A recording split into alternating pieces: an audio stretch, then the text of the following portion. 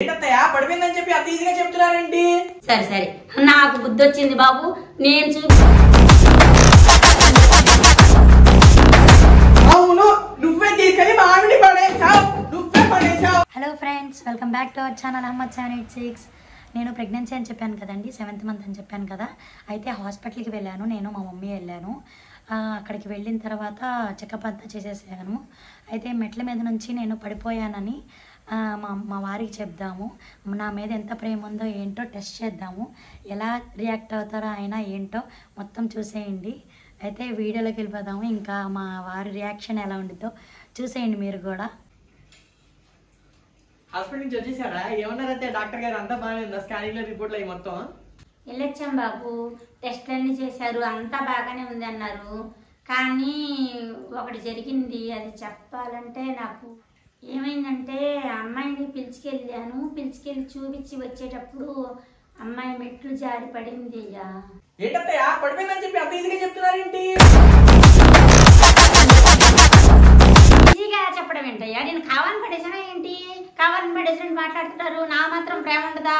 మా అమ్మాయి కాదా? ఏదో హాస్పిటల్ నేను వెళ్తానులే అని చెప్పి పిలిచికెళ్ళాను, మరి పడిపోయింది. పట్టుకుందామని చాలా ప్రయత్నం చేశాను, కానీ ఆపలేకపోయాను. మీరు నాకన్నా జాగ్రత్తగా తీసుకెళ్తారని చెప్పి మీకు పంపిస్తే మీరు పడేసి తీసుకొచ్చి నా మీద చెప్తారేంటి? మీకు చాలకన్నప్పుడు నాకు చెప్పండి, నేను వెళ్ళి తీసుకెళ్ళి నేను చూపించుకున్నాను కదా దగ్గరుండి. అంటే ఏంటండి మీరు అనేది? ఏంటి ఇప్పుడు నేను కావాలని తీసుకెళ్లి పడేసానంటారా ఏంటి? మా అమ్మాయే కదా, నేను తీసుకెళ్లి చూపించుకుని వద్దాము, మీకు హెల్ప్ చేసినట్టు ఉంటుందని చెప్పి నేను అనుకుంటే మీరేమో నా మీద పట్లాడుతున్నారా? నేను బయలుదేరేటప్పుడు మీరు చెప్పారు కదా తయా, నేను మా అమ్మాయిని చూపించుకున్నాను బాబు దగ్గరుండి చెప్పి చెప్తేనే నేను పంపించింది, లేదంటే మా ఆవిడ నేను వెళ్ళి దగ్గరుండి చూపించుకోలేనా ఏంటి?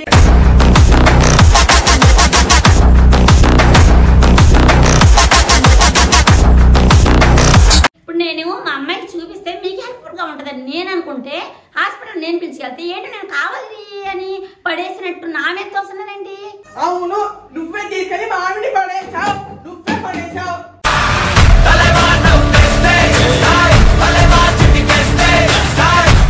ఏంటి బాబు నువ్వు అత్తగారి దగ్గర నుండి నువ్వు దగ్గరికి వచ్చారా?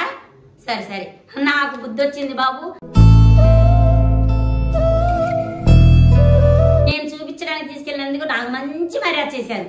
అవును నువ్వే తీసుకెళ్ళి మా ఆవిడ్ని పడేసావు, ఏంటి ఇప్పుడు?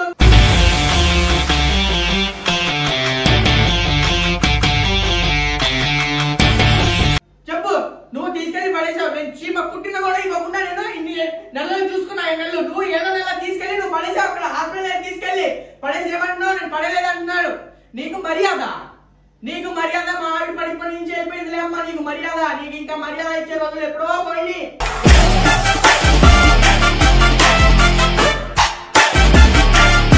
ఆ డాక్టర్ నాకు చెప్పాలి, ఇలా జరిగింది, ఏమైనా జరిగిందని చెప్పి నీకు ఇంట్లో కూడా రానివ్వను, గుమ్మ కూడా దక్కనివ్వను.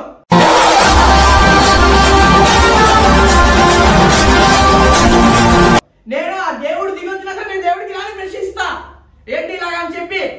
అమ్మా ఆపండి అమ్మా, ఇంకా నాకు టెన్షన్ ఎక్కువైపోతుంది. మీరిద్దరు గొడవ పడుకుంటున్నారు ఇట్లా. అంటే నువ్వు కూడా నన్ను అడుగుతున్నావా?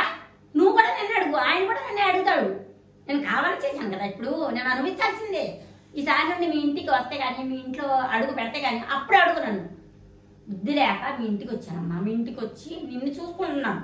నువ్వు ఎందుకు ఇలా టెన్షన్ పడుతున్నావు? దేనికి? నువ్వు కడుపుతో ఉన్నావు, ఎందుకు నువ్వు అంత స్ట్రెస్ తీసుకుంటున్నావు? నేను మీ అమ్మ పోట్లాడుకుంటున్నావు, నీకు ఎందుకు మధ్యలో?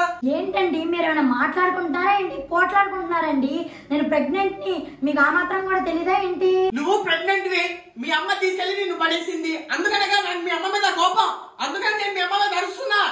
అంటే మీ ఆవిడ్ని సరిగ్గా చూసుకోకపోతే నాకు విలువ లేదు, నాకు గౌరవం లేదు, ఇంట్లో స్థానం లేదు, అంతేగా మీరు చెప్పేది? లేదు లేదు లేదు